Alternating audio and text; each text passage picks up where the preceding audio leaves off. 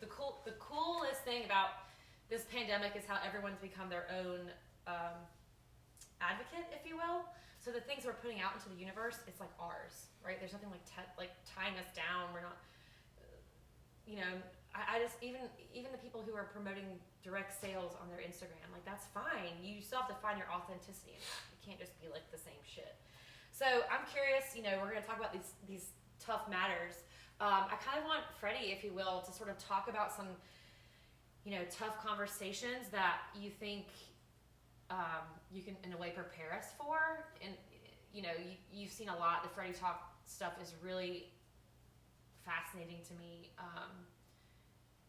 I don't know, just kind of like open us up with some topics that you think you want to see us normalize talking about, maybe. I want to see people standing up for themselves and like not being afraid to, like, I didn't even think I was going to say this, but I think about this now. Like, I just want to see people set boundaries for themselves and be proud of it, not feel bad or get guilted by a family member into, whatever. Like, I think a lot of this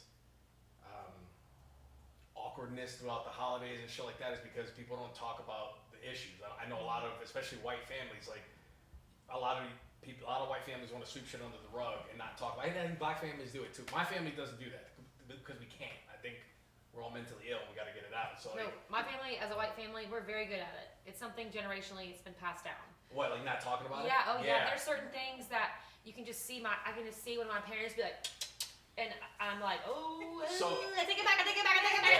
Yo. Like, you have to push it back in the drawer because you're like, everyone else is like, why would you ruin it? Did they have the secret outside conversation of like, yo, let's go over here and talk about that and then go back whispering? I mean, yeah, there were certain things like, I have two sisters, so the girl power is strong, but we're always on different, I've like thrown a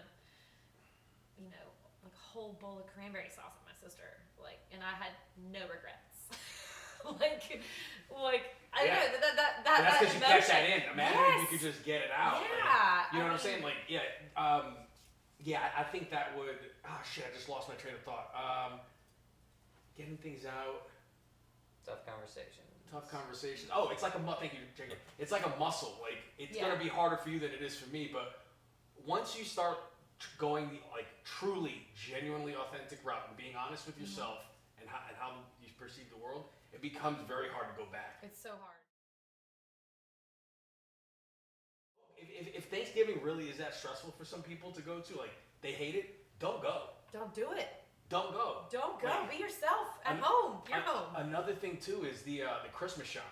Now that we have Amazon, I don't want to hear people complaining about Christmas gifts unless you don't have money. In which case, if you don't have the money, start telling people you ain't getting them gifts. And that's fine. Very simple. Yeah, Boom. down, I'm done with the, oh my God, I gotta go Christmas shopping. It's like, you got Amazon, you don't got the money, don't buy gifts. No.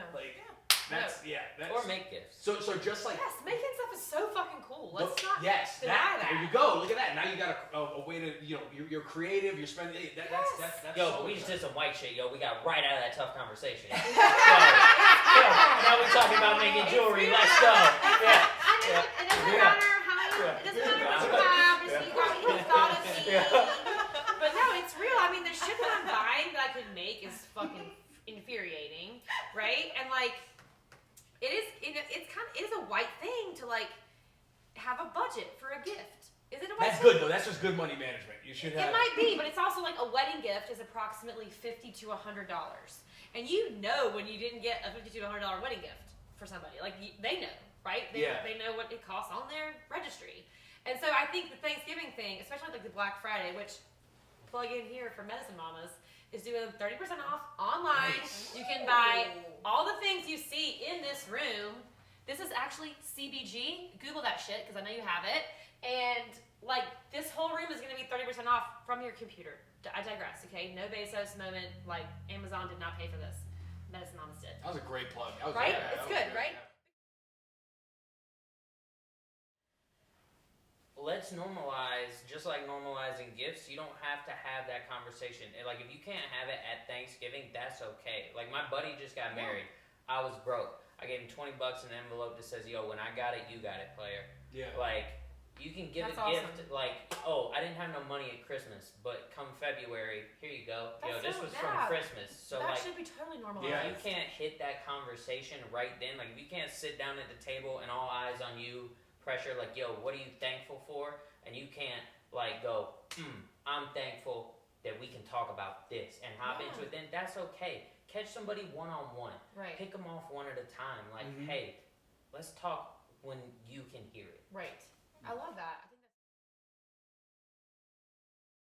think that's, like going into, we've sort of talked about like, topics, like things that are taboo, obviously I'm curious if there's anything that's taboo in your house. Like you guys can just talk about anything. I'm just imagining it now, like seeing this.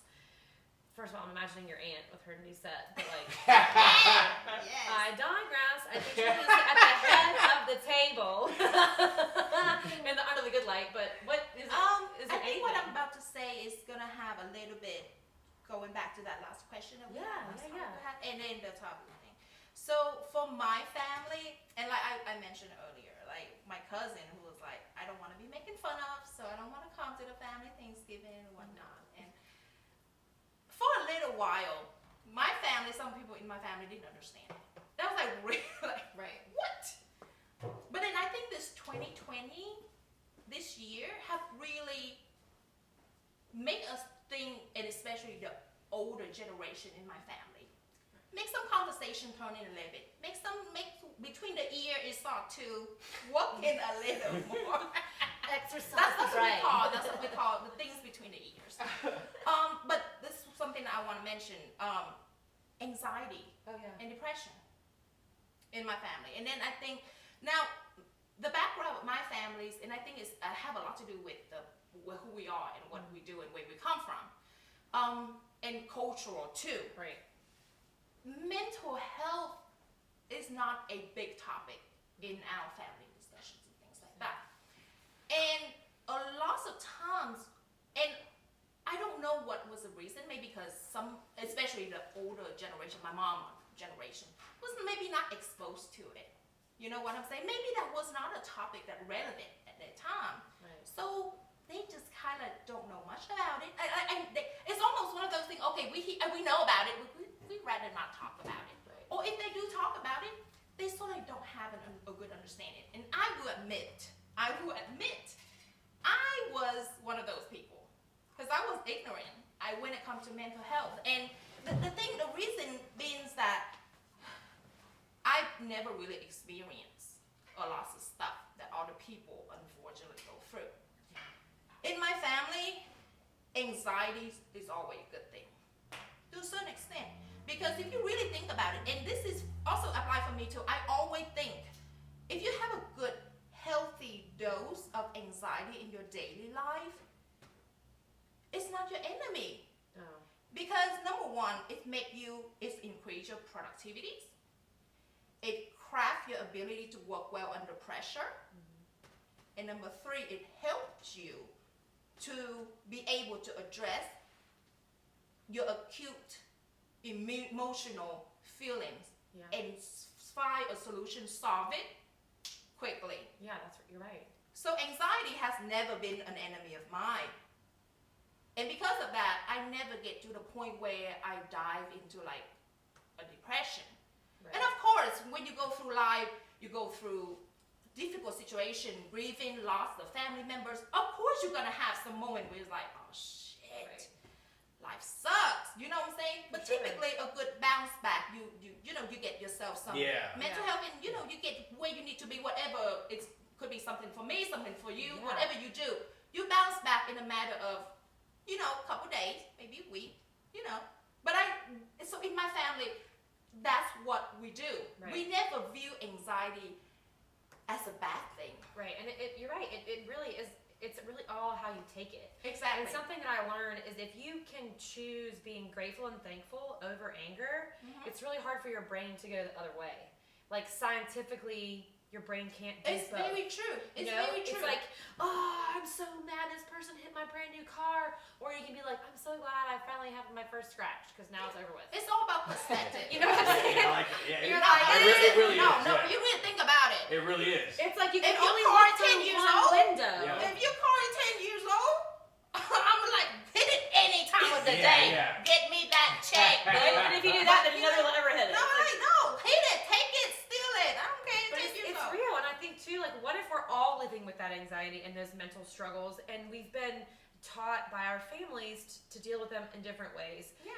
Post-war families, like I know, Yeah, that's like my family. you know, like yeah. my great grandfather or my grandfather, they all experienced wars and places that this world will never see again. And I don't want to discredit those feelings. No, of course But not. I also understand like that's real trauma that like maybe I Right. can't help with. Right. So in like I say in my family, so those things, and also a lots of time, and I was ignorant about that for up until maybe a few years ago. And I know I always thought too, I was like, okay, well, yeah, normal anxiety is a normal thing, but also like people in, I guess my family, like the children in my family, we have learned abilities to cope with emotional distress. Mm-hmm. Because that's one thing our parent taught us. Yeah. That's one thing that we taught in the family, how to not only to self-validate, and that's a big thing in my family, how to self-validate. How do you grow up and instead of depends on the external forces to validate With yourself justification. or who you are Yeah. and what you do, then you gotta know how to do that on the inside out. You know why? Inside out is free. If you depend on other people. Yo, Bobo, you killing it right now. You're dropping some. That's the realest shit. You're dropping some I love my profound therapist shit. so much, but I cannot afford her. You're dropping some I'm just profound shit saying. with the turkey on Just, your I head. mean, gobble gobble, bitches. Gobble With the- fucking gobble. She's like hitting like this is some Dalai Lama shit. She's got a Oh fucking my turkey on her head. gosh. Like I'm feeling it. Think about that. Feeling Really it. think about it. Let it marinate. Before we get too far from it though, like you talked earlier about like having depression and anxiety for real. Mm-hmm. Like what made you change? So like, do you have that kind of perspective on it now? What did it feel like then? Like, so hers was like she was ignorant to anxiety. She didn't understand it. What was it like to Like, be beaten re-educate by yourself. oh, so man, it was like something was off. I was like, I'm in a weird spot mentally. I don't know what the fuck it is. So I just started reading books, and then when you start reading, like you pick up certain habits. I was drinking a lot. I was chasing girls. I was like, I was going out and sleeping with women multiple times a week. Just like distraction type things. Yeah. And there were just things that always stood out to me that normally didn't. That were kind of like weirdly ominous because I think my brain was looking towards that direction. So then I knew I had to like clean up my habits, right? Mm-hmm. That was one piece, and then just find things that work for me. So, going back to things from my childhood was a big thing because if you think about it, when you're a kid, you're unadulterated. So like you pick something up and you like it and you do it, you genuinely like that thing. You're not doing it for your mother, you're not doing it for your friends or to try to look fucking cool. Because you want to go back and do it again. Yeah, it's just pure fun. So I'm like, I'm gonna go back to that shit. So I started reading comic books again. I started longboarding, but That's awesome. I didn't longboard as a kid, but I did like do shit like that. I rollerbladed, so I was like, fuck it, rollerblading. I was like, let me pick up a longboard, and that was a huge leg up for me. That improved my quality of life a ton. Because I was like, I don't really want to drink because I don't want to be drunk because I want to go ride my longboard. Like, Well, yeah, I think everyone drinks to enjoy themselves. It's like Yeah. we want to get to a place where just like, yeah, everything's groovy. It's Oh, yeah, way you got- fucking better going downhill in control of a skateboard. Yes. Than it's great. I it's love it. longer lasting. I love it. So just going through things like that, and then I talked to my mother, and there was a book I read that talked about like childhood trauma and witnessing it and all that, and I think that was where I was like, all right, this is where the bulk of the shit is. So my mom came in, and this was a turning point for me, was when she told me everything my dad, because he was abusive to her, and I'm a weird person, like I need to like know, I guess like understand something, I guess, to move forward in a weird way. You could see it, but you couldn't see it. Yeah, like if my girlfriend cheats on me, I want to know what position they did. I want to know. I'm that sick fuck. Well, you're like, I'm already seeing it. Might as well paint the picture. Yes, just tell me so I could really just try to get out of this. Yeah, Like, for sure. Where was that? Now I'm thinking about all the girls that cheated on me. I'm thinking about it too, but on my own level, I'm like, oh. Yeah, so just those little things, and it just takes time, and it is a process. It took me a minute. Like now I can say this year I've gone months without I always used to just kind of spiral at some point, anxiety or whatever. And what I learned later, I'm glad that you said that. I realized that anxiety for me personally, I know it's different for everyone. Some people it's crippling, and that still happens to me where now I'm on social media and my to-do list is fucked. Anxiety is like a compass to guide, because typically if I'm anxious, it's because I'm not doing something that I'm supposed to be doing. For sure. So the moment I feel anxious, I think, all right, what do I need to be doing that I should be doing? It's almost something always comes up. If it doesn't, then it's probably just some weird internal shit, and that's when I do the breathing exercises that I did before the show. Those have helped a ton. That's like the breathing part has probably been, that's the most recent breakthrough for me in my healing. Right. And it's I wish I'd done it earlier. Well, I can't register that at all. The breathing? The breathing to me, I think, it brings serotonin. Oxygen. It's oxygen to your brain, and all that stuff comes in. And I don't know, I think, it's very important to realize about yourself, like you said, that anxiety when you're not doing something right. Doing something right. I had an ADD coach in college, and they said, if something is bothering you and you can't sleep, get up and do something about it. Write it down, fix it. Because you're not gonna lay in there wasting your sleep is just gonna make you more anxious. Yeah. And that was so healing for me. That permission to get out of bed when I'm supposed to be asleep. Bedtime was always a big deal for my parents. I was not allowed to be out of my room, and I'm a night owl. And so now I've learned that if something needs to be done, or if I can't sleep, I'll go to the bar and hang out with my friends.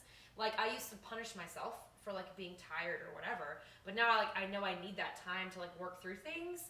And even if I get up now that I'm allowed myself to write again, because I was kind of afraid what my pen would say or some shit, and now it's okay, you're a comedian, you have to start writing your stuff down because you can't remember it when you summon yourself 5 minutes later. It's sickness. But I'll get up and I'll write and I'll write and I'll write and I'll write, and I'll never look at it again, but it still came out, right? So then I have permission to go back to sleep and not be haunted by these things. And I don't know, that was really a cool thing that I adapted. But I think it's almost it's a bummer for me sometimes when I think about people who don't get those tricks and tips, right? Who don't have permission, or who aren't told by their parents that what they saw was actually abuse, that they made it seem okay. And they're telling themselves, they're changing the narrative in their head to fit who they are or who they're trying to be. Yeah. But it's always a lie, and until someone relinquishes that and says, not I'm sorry, but here's what you saw, and not in an apologetic way. Doesn't give But you know what I'm saying? Doesn't give you the shit words that mess you up. I always knew she was open, but she got deeper this time, and I was I don't know what. It just did something for me. I also too recognizing what my mother's been through, right? And I was I gotta figure this out for you. She was because I'm typically most of my life a happy-go-lucky dude. It was really hurting her to see me like that. Right, because that generational trauma, she wants to release it, and she knew she was not responsible, but she was able to help you. And I think that's where I kind of want to step into the most important thing in my life is sort of a gender equality aspect. It's the women in our society are really hurting right now.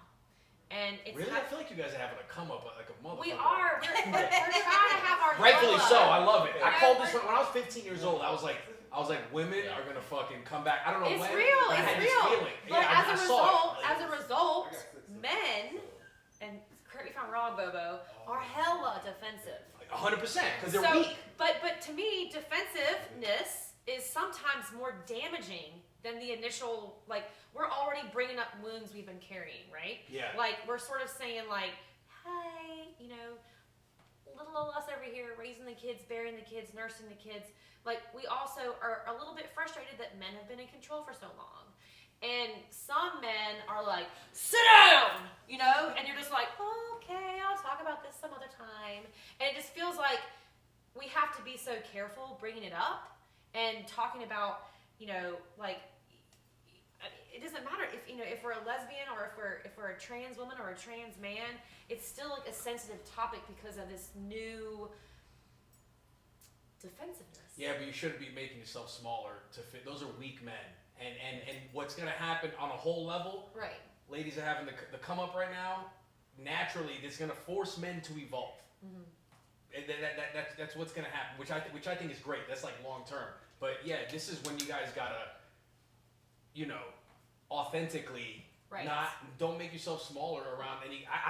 I've heard guys say some fucking dumbass shit like, she laughed too hard for me. I'm like, bro, what kind of girl are you trying to be with? Like just real fucking weird things. Like there's guys that are womanizers. Like they've slept with, let's just say they slept with 50 women. They would not want to be with a woman that has slept with 50 people. For sure. Which I think is fucking weird. That's just, I get that there's like a double standard. There is. It's but cognitive dissonance. Yeah, but I want my girl, if I'm going to spend the rest of my life with you, I need to know that you experienced your life as well. So if you have 50 bodies under your belt, I know you're good. You're not going to be sitting in bed being like, oh, I wonder what it's like to be tag team by two guys. It's like, no, you did that already. You good, baby. I think you want some hot chocolate?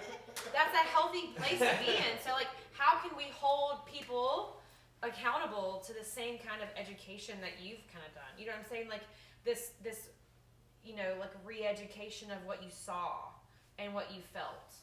I think we go back to the standing up for yourself in that moment. You got to find, I think you got to find the best way to say things in the moment, and that takes a long time to figure out. But eventually, you get really good at saying it in your words, your way, and people they may not even at some point need to even hear the words, understand them. They feel like, oh shit, this person. You know how some people walk into a room and there's a certain energy, you're like, all right, this person doesn't take any shit. Right. It's like that. You guys just fucking keep going. Yeah. You can say a lot without saying it. Like, girls are already walking around proud. Like, you walk in with your head held high. And the same way you were, like, kind of like men evolve and stuff like that. And it's the wrong use of the word in this particular sense, but, like, evolution drives predatory behavior. So not necessarily, like, predatory in, like, a predator-prey sense, but in that, like, you find a way to continue to grow. And as both sides grow, that's okay. So, like, women becoming stronger doesn't mean men become weaker. Yeah, I love that. Any people become, like, you don't have to put people down to come up. No. I'm just curious, like, how we can, as comedians, if you will, raise the bar on these topics. Like, how can we help others understand these issues? I don't know if it's our job as a comedian. Your job as a comedian is to be funny. And you could say something completely understated or unwoke or even offensive. Unwoke, is that what you said? Yeah. And still be hilarious. Right. And that's okay. And, like, not everybody's going to learn to change. No, some people are so set in their ways. But, like, you evolve over time, over hundreds of years, over thousands of years. This generation dies out. Have you talked to kids these days? Like, it's such a different idea. Yep. Even dating, stuff like that. People, like, it's not out of the ordinary to ask what someone's pronouns are or how they like to be addressed. Absolutely. Or if they're intersecting. Now in corporate America, we start seeing that. That's a very, 2 years ago, we'd be like, what? I love that. But now, it's kind of a normal thing. Like, we don't bat an eye about it. And I'm agree with Jacob. Is that our job as comedian to educate the public? Not really. No. Not really. It's not our job. You put yourself on that stage and you go for the laugh. There are certain subject and topic if you're passionate about and you have a great delivery, they laughed at it, but they're gonna go home and take it. They might sit on the shitter and all of a sudden it's come back to them and say, hey, wait a minute. That Asian chick got a point. And they might think about it. Would they change their mind? I don't know. Nor do I care. Right. No, I don't care. Because the thing is, it takes more than just one. I would like to think that it takes one person to make the difference. But it's oftentimes, it's a community effort. For sure. Yeah, for sure. You know what I'm saying? Would I want to be that? It's just like what I was talking earlier about my family. It's like, I didn't aware of a lots of mental issue until I saw someone, like a close friend of mine went through it. And the fact of the matter is, like, as a solution solver, I'm pride myself on, if you got a problem, I will solve it for you. Right.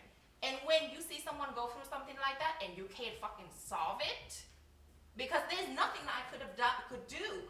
There's nothing, because my dear beloved friend going through an episode, and a bipolar episode, and I was useless. I just literally look at someone who's tearing themselves to the floor and breaking down on a molecular level, and I was completely useless. And for someone who's a problem solver, and for someone who's the person that everyone always come to for support, that was crushing it for me. Right. And that's the moment that I was like, so all this thing about my family, the way we look at mental health is completely untrue. And I think that's what a turning point for me, that I was like, okay. You saw it on your own. Oh yeah, I said it on my own. And I was like, I'm fucking useless. My education, what I have, my abilities, none of that matter. And so that I have to take that and go home and tell my mom, like, yo, mom, this is real. So if we have a family member that don't want to be around us because they experience anxiety, depression, and they just want in their own state to help themselves, to fix themselves, let them be. Yeah. Don't pressure them. This thing is real, Mom. Right. And now, 2020 is a turnaround year for the older generation in my family. Because that's when things start to come together a little bit, and they're like, oh yeah, we see it now. Oh, that's great. That's good. That makes my heart sore. Also, the same thing with like Black Lives Matter or women's right. Where we from? We are an immigrant family. You know, Southeast Asian background. Okay. We are not really. We was never a big representation of the civil rights movement. Right. You know, we were never out there. Even Hollywood. Hollywood had a big move. We never out there and rah, rah. No, we're not. That's not who we are. No, you guys make moves in silence. That motherfucker's buying all the property. Y'all taking over. I want to be your plus one, Bobo. But that's who we are. Right? Yeah. But here is what 2020 have done in my community. My family so far voted. That shit didn't happen before. Wow. Only the young kid, like my generation or younger. Right. Anything older, like the people in that 40, 60, I'm like, we gotta open our business. We got time to go vote. Yeah. But things have changed, because here's the things though, and I don't think it's because of me. I think because of anything, because I can sit there and talk all day, and I do, but maybe certain things gonna go through. Right. But it take a community effort. Yeah. You know what I'm saying? So, do we want to change something in our societies and stuff? Yeah, but I don't think there's a clear, defined answer for it. Yeah. And I feel like the more effort that we go about it, the better. Mm-hmm. And if it happens, great. If it doesn't happen, we find another solution. Yeah. We'll find it out. And when it comes to like female, male, gender inequality, that was the topic, right? My family is a little bit weird when it comes to that, because my family for generation is the matriarch family. Love it. And I don't know what the fuck we drink, is maybe in the water. Everybody in my family all have girls.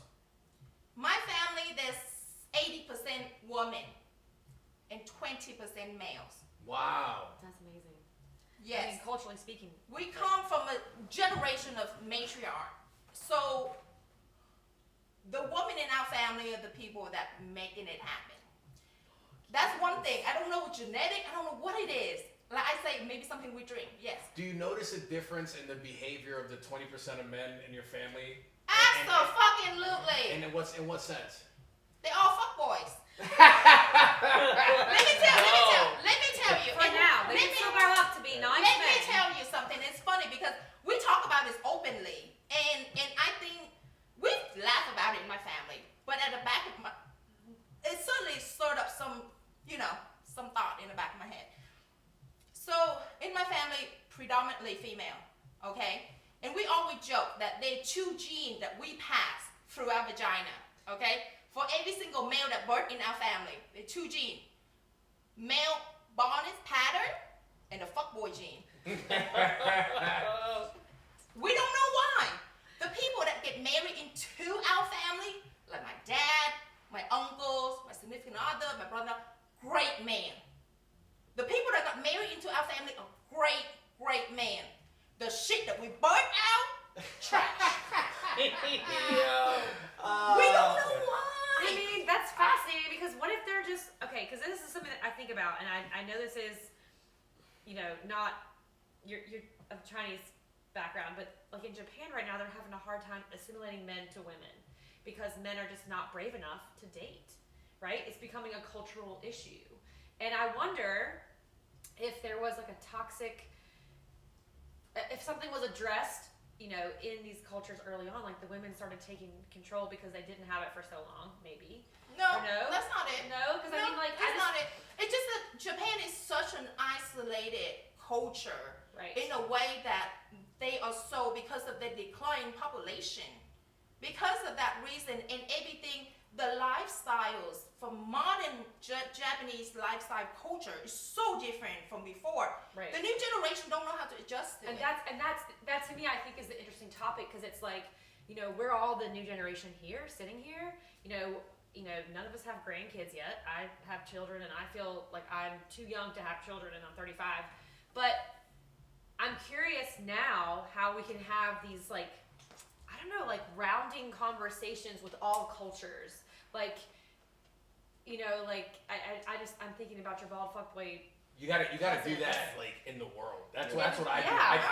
Yeah, I try to like. You just gotta do that, and then you start to pick up patterns, and you see through lines. I empathize with you on fuckboy. So I come from a culture where fuck boys grow up to be fuck men. Like having a second like. Dominican culture is very machismo, so it's very like I'm the man. Yes! I'm gonna cheat, yes. but she can't. She better be faithful to me. It's that bullshit, and that's actually part of my focus on like my podcast and stuff. Is trying to show men that honesty is very, very sought after right now with women. I feel like it's a breath of fresh air for them. Like I have a friend right now that cannot tell a girl. Because he doesn't want to be monogamous, but he doesn't have that conversation before they have sex. So his relationships always end weird, which I thought was weird because he has a great relationship with his mother. He has a ton of platonic friendships. So I'm like, I find it weird that all these relationships of yours are ending all awkward and weird. And we found out why, and he could not. I told him, just say this line: I want to connect with you, I want to hang out, I want to grow, but I don't want to be monogamous. Yeah. That way you put the ball in the girl's court. That's it. Yes, because I can understand if he is open and honest about that conversation, I'm pretty sure he will find so many women with that same mindset. 100%. It's in the because world. speaking from a person who's me, commitment phobe. Yeah, same. This bitch do not like 100%. commitment No of ring on this any finger. kind. I don't, and it's not just a ring or anything. Well, I don't like contract of any kind. Yeah, me You're too. gonna tell me I'm gonna be stuck with this for a year? Fuck no. I need it month-to-month basis. No, I mean, not just as a relationship sort of thing. No, it's real. You know what I'm saying? Yeah. I don't do that, because I need to experience a certain kind of freedom. Yeah, 100%. I hear Freedom that. it's just a big thing. I need to have ultimate flexibilities, and I need to have ultimate how I want things, what I want to do, and how I want to do it. That's how I roll. If you don't roll like that with me, there's the door. Yeah. Okay? That's good. That's how I roll. Same thing. I don't roll up to the gym and be like, 2-year contract? No. Yeah, no way. Pay in cash every month. What? So that's the thing, and you have to be honest. You have to. 100%. Yeah. You know what I'm saying? And a lot of the job that I was in previously, I was like, people always ask this dumb question: where do you see yourself in 5 years? And I'm like, not here. That's a very, very long time. Yeah, I'm like, I hope I'm reevaluating myself in a different light. Tying in fuckboys and mental health, I just want to put this out there because this is something I thought of. Yeah. Be careful if for any single friends you may have, you may want to relay this message. But be careful when a guy tells a girl that he's in therapy, because I think that's the new I have a Mercedes Benz. That's like the new oh my god. I'm telling you, it completely disarms. I've watched that sentence completely disarm women. It does. A friend of mine, I told her, I was like, I said that, and she goes, "Oh my God, it's the hottest thing ever." I was like, "Look what you just did." I was like, you didn't even. I was like, guys will tell you that to fucking sleep with you. So ask some follow-up questions. Oh yeah, when was the last time you went? How often do you go? What did you talk about? Show me the receipt. If he's bringing up therapy, I'll be like, let me see. Whatever the building insurance sent me, show it. Yeah. So also, I need to know if y'all have some insurance or not. Yeah. Give me that insurance bill, bitch. Yeah, what'd you guys talk about in therapy? Yeah, so I like think that's just a little PSA I want. No, yeah, and actually it's funny, I made a comment today in this group I'm in, and somebody was talking about booty calls being something that they use in the winter time to like fight depression. And I was like, oh, I do love a booty call. But then I realized, I was like, was it fighting depression? Because it was fun, you know, it was like nice to not Why be does it have a negative connotation? and that's what I'm saying, is it shouldn't, but then I also think about, you know, a booty call being like, sort of like self-sacrificing this, you know, I knew maybe I wanted him to commit, or maybe he wanted me to commit, maybe that game was the fun part of it, or some shit that's like, I don't know, it just like makes it. But that make it more complicated. It does, Because at the end of it, it's just sex. Yeah. You know, penis go vagina, penis go into the penis and two vaginas together. Yeah. I mean, It happens to feel really good. I mean, it's just sex. It's a basic human function. It should be fun. It should be It's fun. fun, yeah. It's Like, I hate that connotation of like booty. I'm like, it's just sex. Yeah, it I kinda mean, you reminds me can of- have it right now, right here, anywhere. Yeah. I mean, okay. I you like don't where this is need going. to. But I think society made it taboo at some point, because I think, to me, and this is just my theory, I think there was a time when someone tried to like monetize sex, right? It was like I think that's every day. it is. It's like trickled. You know, it's trickled into comedy. It's trickled into, you know, how I'm trying to raise my sons. It's how we're trying to talk to our friends, to be healthy about just being like open and, you know, maybe not being married, or maybe not being straight, or, you know, like whatever the situation is that you know, we can see people struggling with. I'm just glad I'm alive in an era where being gay, being straight, being trans is acceptable, and there's safe places, because it wasn't that way 20, 30 years ago. And so I can't imagine how our parents are dealing with this. I think they might be having the hardest time, our parent generation right now. My parents are cool. I grew up in New York. Your parents are cool because they've seen it evolve. My parents, I don't know. I'm trying to not go into that, because psychologically they're dealing with way more than I am. Yeah. I'm just glad I'm healing, and I hope they are. You know what I mean? I hope they're not looking at younger generations talking about being fuckboys and being like, oh, the heathens. Well, to go You know, like, Yeah. oh, I can't believe they're talking about sex. to But hit the validating booty call thing, like I had one last night.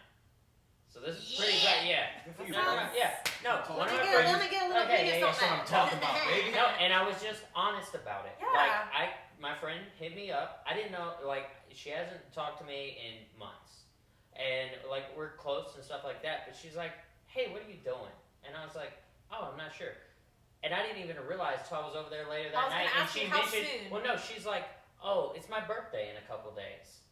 And I had told her on the way over there, I was like, "Oh, my grandpa just died. I'm kind of going through some stuff." Like, and so for both of us, what did we need? We just needed a little bit of positivity, and Bro. it's just like that. That's Like, Bro, it was her birthday, and she was like, "I want to fuck Jacob." She was That's like, fucking awesome, "Birthday dude. sex." That's so cool, Yeah. she dude. was playing out in the background. But no, I think, and that's honestly, guys, I'm just really glad that we could get to this point of the conversation, because I think it opens up a lot for what we're going through in our lives. Because I think sex is the fixation of society, and I think the way society sees sex is the way society's kind of dealing with their own sex problems.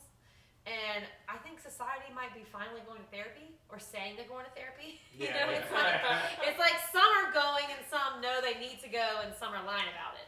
Like, there's three different elements of where they are. There were cultural movements that helped with making sex more comfortable in public, like talking about it. I thought this was great when Sex in the City. Yeah. When that came out, I was like, this is awesome. Mind you, I just want to say I used to be a fuckboy, so this is coming from Sex in the City. I was like, oh, this is gonna make women want to go out, and I get to have sex with more women. I mean, it's a college class now. Yeah, 50 Shades. Oh, it is. Oh shit. 50 Shades of Grey, same thing. I'm like, oh, this is awesome. Now I'm in my mid-20s. Bondage! Sex in the City was the teens. Then in my 20s, I had 50 Shades of Grey. I'm like, this is awesome. Like, Yeah. But cultural movements like that have helped a ton. And it helps me feel like I've kind of grown up with the times. It's like the feelings I felt. I was like, and then, someone's like, have you read this book, or have you talked about this, or I'm at a party late nighting talking about how my feelings, and someone's like, you're not far off. That's a place where comics could help. Yeah. So like we were saying, like leading people to think a certain way or solve problems. No. But I think comedy, in a way, does inspire sexual conversations. It does, and you're right. Because sex is just automatically fun. It's a different perspective. It's just fun. That just screams fun. And if you put it on stage, people are gonna laugh. And a lot of times, you don't even have to have any materials. No. But have funny. The weird, going back to the weird sex part. I'm glad. I feel like we vibe on this piece. It's like sex shouldn't be awkward. No. It shouldn't be. It should be so fun. Yes, like we should be chatting or. And if you're talking about I don't know. trans and things like that, I came from a culture where Christianity is not a majority religion. Right. It's not. I mean, where I came from, it's a part of a makeup of religious population, but it's a small part. Mm-hmm. And those things is not taboo. Yeah. Because a lot of the taboo come from sex and gender roles. Yes. And it's tied to Christianity. Yeah. And where I came from, We're covering Catholic in here. the guilt. That's not a bad thing. No. So not until I came to America when I was like, wait a minute. What's that? Stick up your America, ass. Oh, that's Christianity? America's conservative as fuck. Yeah. Because where we came from, a lot of practicing Buddhists and other cultures and a lot of it's not about what's in the Bible say. I mean, we had, for instance, everyone go to Thailand, lady boys. Oh my God. Went in the street. That's a normal thing. I saw them ever since I was little. I was like, yes. But that's where, ironically, and I mean, that's just a part of our life. Yeah. But now people who are going through trans, they're becoming women, not becoming women, they are women, and their bodies are catching up. They're going to Thailand to get the surgery because they're so well versed in those surgeries. It's just a normal thing. It's a normal thing. It's a normal thing. It was like, oh, you got a son, now he want to be a lady boy, you're getting his surgery. All right, well, what else? What's next? Get a steak and some pad thai. Yes. Call it a day. Call it a fucking day. That chicken satay. But let me tell you, so that was a normal thing. Yeah. It was not a taboo. Not until I came to America, I was like, yo. But America was built on values that we won't understand because we don't have them. Puritan, Yeah, we're not that. Our families all conservative. came here from different places. You can tell by how we're sitting here and how we're coping with it. But I hate to wrap this up now, but I think this is a great place to say, I've come very far with all of you understanding, and I think that is kind of what we're trying to say is there's so much opportunity for growth and development in our brains and in our friends' brains and in our families' brains. And I don't know, I'm just I hope that Thanksgiving and the holidays is a time for you guys to all address that, and embrace each other where you are. Bring up sex. Bring up at the Thanksgiving. Shake up the fucking. Yes. Bring it up. And that's how we know in my family. Talk about sex. If there's a stranger, if there's people that come to my house, it's not family. If my mom crack a sex joke, oh, we cool. But if my mom quiet, don't say shit, she be real polite. It's like, we don't say shit to them.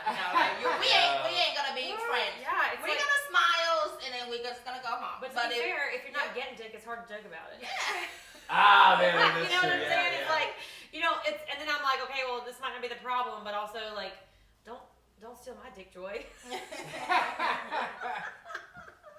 But anyways, I hope you guys have all the joy and thankfulness, and I hope you guys can talk to your family like we did, because I feel like family now. Yeah, you feel good. I feel good. I love you. I loved you before anyway. You got it out. I think I birthed the baby. It was crowning for a minute, but I feel good about it, and I hope to hear what you guys think, and I'm excited. I'm excited that this is the world that we live in. Right? Alrighty. I love you guys. Woo! Right.